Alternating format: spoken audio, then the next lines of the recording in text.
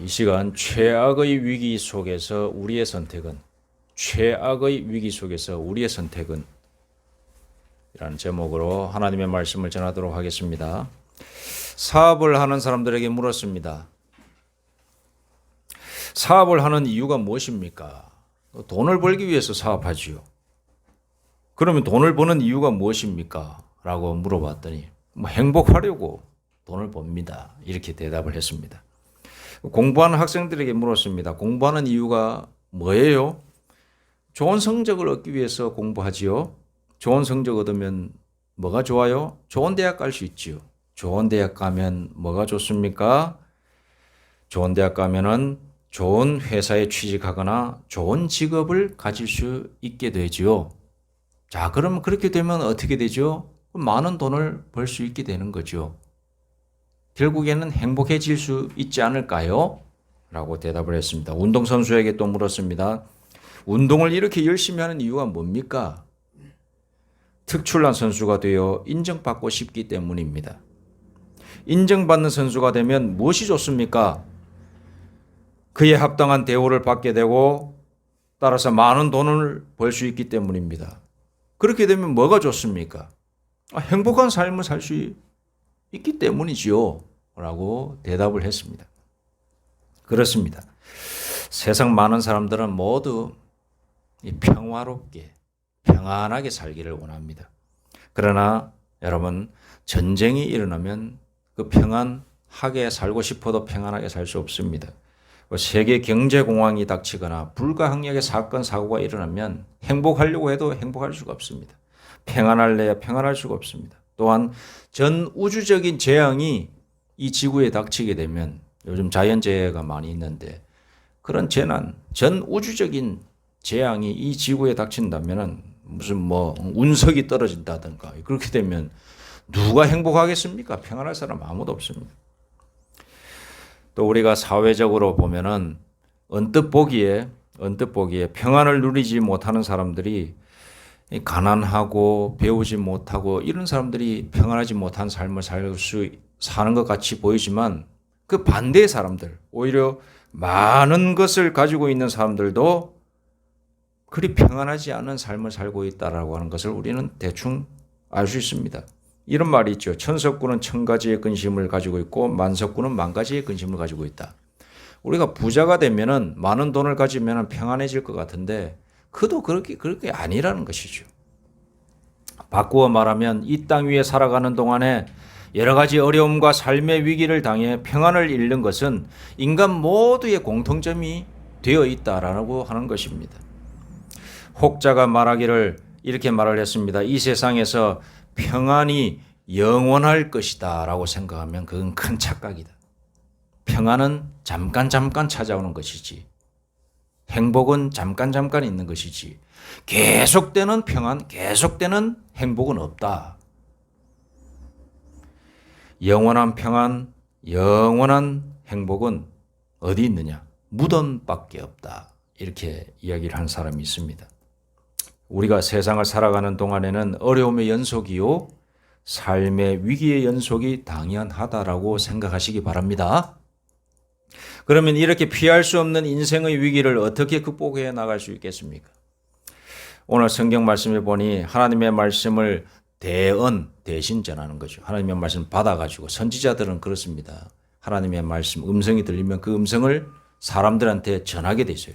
특히 구약시대 때는 오늘 말씀의 주인공인 예레미야, 이 예레미야를 선지자라고 그러는데 하나님의 말씀을 듣고 너는 이스라엘 백성들에게 가서 지도자들에게 내 말을 전하라 이렇게 하면 딱 가서 전하는 거거든요. 그렇게 해서 예레미야가 가서 전했어요. 전했더니 네가 뭔데 그런 말을 하냐? 왜 우리를 지적하냐? 왜 우리가 하고 싶은 대로 못하게 하냐? 하나님께서 그렇게 말을 했다 하더라도 우리는 모르겠다. 우리의 마음에는 불편하다. 저 사람 잡아. 그래서 예레미야를 잡아가지고 시위대 뜰이라고 하는 곳에 감옥을 만들어가지고 그 감옥에다 집어넣었어요. 그래서 너 한번 지켜보겠다. 오늘 죽일지 내일 죽일지 지켜보겠다라고 하면서 가둬놓은 그 상태예요. 그 상태에서 하나님께서 다 말씀이 이렇게 내려오는 겁니다. 그러니까 예레미야 입장에서 보면은 내가 언제 죽을지 모르는 거예요. 오늘 죽을지 내일 죽을지 모레 죽을지 모르는 그런 상황입니다. 위기, 절망의 순간입니다. 위기의 순간입니다. 오늘 이런 상황에서 하나님께서 예레미야에게 말씀하고 계신 겁니다. 이 하나님의 말씀 3절 말씀에 보이죠. 너는 내게 부르짖어라. 내가 내게 응답하겠고 내가 알지 못하는 크고 은밀한 일을 내게 보이리라. 이렇게 말씀하시는 하나님의 음성을 듣게 되는 거예요. 위기의 순간에, 절망의 순간에, 평안이 사라지고 평화가 없는 이 순간에 하나님께서 예레미야의 마음속에, 예레미야의 귀 속에 이렇게 들려주시는 겁니다. 그렇다면 이 하나님의 음성을 통하여 최악의 위기에 빠졌을 때 우리의 선택은 어떠해야 하는지 이 시간 은혜를 나누고자 합니다. 첫째로 하나님의 지혜와 능력을 전적으로 신뢰해야 됩니다. 하나님께서는 스스로를 가리켜서 2절 말씀에 이렇게 나오고 있습니다. 일을 행하시는 여호와, 그것을 만들며 성취하시는 여호와, 그의 이름을 여호와라 하는 이가, 이같이 말씀하시되, 스스로를 가리켜서 나는 일을 행한다, 움직인다, 그리고 그것을 만든다, 없는 것도 생기게 한다. 그의 이름을 여호와라 하는 이가 말씀하시되, 말씀 그대로 보면은 뭐냐? 나는 천지 만물의 창조주이다. 없는 무에서 유를 창조한 자이다. 그런 자가 바로 나 하나님이다. 못하시는 것이 없으신 하나님이십니다. 그러므로 모든 지혜와 능력이 하나님의 손 아래에 있다라고 하는 뜻입니다. 또 그러한 하나님께서 세상 만국의 흥망성쇠를 쥐고 계시다는 거예요. 지금 우리 지구에서 보면 여러 가지 많은 국가와 국가 간, 우리 한국하고 일본, 중국하고 미국 복잡하죠. 중국, 대만, 우크라이나, 러시아 굉장히 복잡합니다. 그 모든 것의 주권은 하나님 손에 달려있다는 사실을 여러분 믿으시기 바랍니다. 하나님께는 실패가 없으십니다. 물론 그 속에 전쟁이 있고 불화가 있고 분쟁이 있을 수는 있지만 그 모든 것들도 하나님의 뜻 아래에 있다. 이 예레미야 요 시대는 바벨론이 제국을 이룬 그 시대였습니다. 아시리아 제국이, 세계사에 보면 아시리아 제국이 이 바벨론 제국에 의해서 멸망당하고 그 뒤를 이어서 바벨로니아, 이 세계사에는 바벨로니아라고 나오는데 성경에는 바벨론이라고 합니다. 이 바벨론 제국이 이제 이 이스라엘을 점령한 그때에 일어난 사건입니다. 그때 일어난 이 성경의 배경이 그렇습니다. 그러니까는 그런 많은 일들의 흥망성쇠가 있습니다. 그런 모든 것 속에서 하나님께서 다 움직이신다. 그 뜻으로서 예레미야에게 음성을 들려주고 계신 것입니다. 여러분, 하나님은 우리를 자신의 백성으로 삼으셨습니다. 그리고 우리로 하여금 하나님 자신을 뭐라고 부르게 하셨느냐면 아바, 아버지라고 부르는, 아바라고 하는 건 아빠라는 뜻입니다. 그만큼 친근하게 우리를 대우해 주시고 대접해 준다는 겁니다. 우리가 하나님을 향하여서 아빠, 아버지라고 부를 수 있는 특권이 있다는 겁니다. 그렇게 기도하면 하나님께서 들어주신다는 거예요. 모든 지혜와 능력이 무한하신 하나님께서 우리의 기도를 들어주신다니까요. 우리의 부르짖음을 들어주신다니까요. 여러분, 우리의 형편은 어떻습니까? 말로 다 할 수 없을 만큼 극심한 위기를 맞아 공고한 가운데 혹시 있습니까? 사면초가 완전히 막혀가지고 길이 없습니까? 그러나 하나님이 살아계십니다. 모든 지혜와 능력이 무한하신 하나님을 의지하시기 바랍니다. 하나님께 나아가시기 바랍니다. 그 하나님께서 우리의 모든 문제를 눈 녹듯이 녹아서 없애 주실 줄로 믿습니다. 최악의 위기 속에서 우리의 선택 두 번째, 하나님께 부르짖어 기도해야 됩니다. 하나님의 지혜와 능력을 의지했다면 그 다음으로 부르짖는 길이 있어야 됩니다. 성경에는 믿음의 선조들이 위기에 당했을 때에, 공궁에 처했을 때에 하나님께 도움을 청하면서 부르짖어 기도하는 장면을, 여러 장면을 볼 수 있습니다.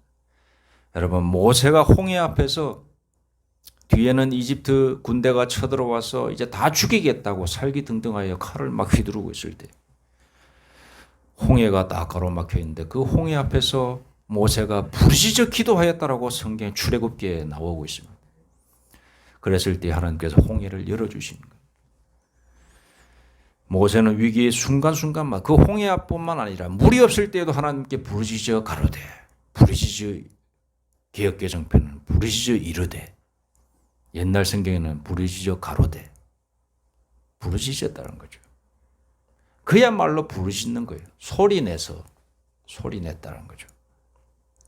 여러분, 여호수아도 위기 순간에 그랬습니다. 엘리야도 그랬습니다. 여러분 잘 아시는 욥이 있습니다. 욥도 하나님께 부르짖어 자기의 고달픔을 외치고 있습니다. 욥이 부르짖어 가로되, 다윗도 그랬습니다. 다윗이 하나님께 부르짖어 가로되, 오늘 말씀에 나오는 이 예레미야도 하나님께 부르짖어 가로되, 부르짖어 이르되. 여러분, 부르짖어서 하나님을 찾으시기 바랍니다. 하나님의 도움을 청했을 때 하나님께서 그 기도로 소리를 들어주십니다. 안 듣는 것 같지만 들어주십니다. 처절한 하나님을 부르는 그 부르짖음을 하나님께서는 반드시 들어주시는 분이십니다. 아프리카 오지에서 선교하던 선교사를 그 마을의 부족이 죽이겠다고 수백 명의 부족민들이 창칼 횃불 들고 와가지고 그 밤에 살기등등하게 우여 이러면서 막 나와라, 선교사 나와라, 죽여버리겠다, 오늘 널 난도질 해버리겠다, 창칼로 살기등등하여서 쳐들어왔습니다. 창문 틈으로 이를 알아챈 선교사는 이제 때가 됐구나, 이제 죽었구나 하는 순간이 찾아왔습니다. 그때에 내가 기도해야겠다, 기도하게 됩니다. 하나님, 저의 생명을 하나님 손에 맡깁니다. 저의 생명을 하나님 손에 맡깁니다. 하오나 하나님의 뜻이 있으시면 저의 생명을 살려주시고 이 선교의 사명을 감당하게 해주옵소서. 그 기도를 계속하는 거예요. 계속하는데 나가지도 못하고, 나가면 죽으니까 나가지도 못하고, 하나님, 저의 생명을 하나님의 손에 맡깁니다. 그러나 선교의 사명을 다하게 해주옵소서. 선교의 사명을 다하게 해주옵소서. 계속 밤새도록 나를 찔러서 죽일 때까지 그렇게 기도를 하는 겁니다. 그 집안에서. 그렇게 해서 날이 샜습니다. 날이 샜는데 한참을 기도하다가 날이 샜는데 이상한 거예요. 이제 날이 새니까 눈을 떴습니다. 어떻게 된 일일까? 어떻게 된 일일까? 눈을 떠서 창문을 보니 그 살기등등했던 그 부족민들이 없는 거예요. 다만 몇 명만 남아가지고 다 자기를 기다리고 있는 것 같은 느낌이 있는 거예요. 그래서 문을 열고 조심조심 나간 것이요. 나갔더니 한 부족의 부족장인 것 같은데 족장이 나와서 그렇게 이야기를 하는 겁니다. 나중에 통역을 통해서 이렇게 알게 됐다고 하는데, 지난밤에 당신을 죽이려고 우리가 다 찾아온 것이 사실이다. 근데 죽이려고 했는데 갑자기 하늘의 군대가 당신 집을 에워싸는 것을 우리가 봤다. 그걸 보아서 우리가 공격을 할 수가 없더라. 그러면서 우리가 의논하여 생각하기를 저 사람은 분명히 하늘에서 보낸 신의 사자다. 이걸 깨달았다. 저 사람이 전하는 그 신, 그 하나님이라고 하는 것을 우리도 믿지 않으면 우리 부족에 큰 화가 닥칠 것이다. 이걸 깨닫고는 그 사람들이 우리도 이제는 당신이 전하는 하나님을 믿겠소 라고 했다는 거예요. 그렇게 해가지고 그 마을의 부족에 교회를 세우고 건축하고, 그렇게 해서 그 마을 부족에 있는 살기등등했던 사람들 다 하나님을 예배하고 찬양하는 그런 귀한 일이 있었다라고 하는 이야기가 내려오고 있습니다. 여러분, 하나님께서는 자신을 향하여 부르짖어 기도하는 자의 기도를 들으십니다. 위기에 처해 있을 때에 부르짖어 기도하시기 바랍니다. 저도 25살 때 아주 이렇게 부르짖는 하나님께 기도를 간절히 실생활 속에서 했던 기억이 있습니다. 제가 25살 때 운전면허를 땄는데, 운전면허를 따니까 기분이 되게 좋았습니다. 나도 이제 운전할 수 있다.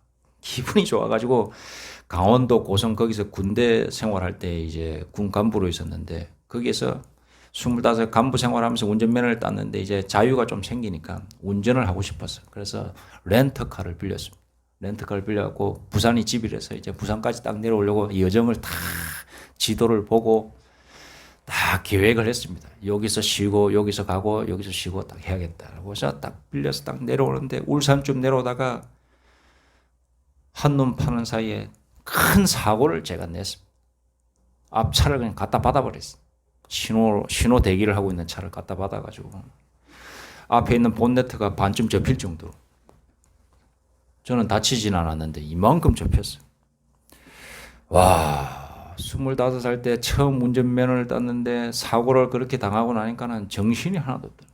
가슴이 쿵쾅쿵쾅거리고 나는 안 다친 건 나는 괜찮은데 앞에 있는 사람이 목덜미 잡고 나오고 이러면서 돈을 또 나한테 막 얼마를 달라고 할지 나 그게 두려운 거예요.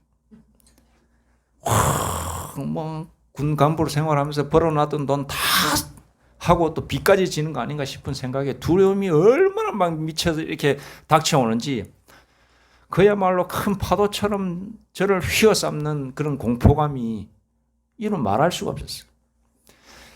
그래서 뭐 이렇게 뭐 서류 같은 거 작성하고 뭐 경찰 와가지고 이렇게 하고 다 하고 했습니다.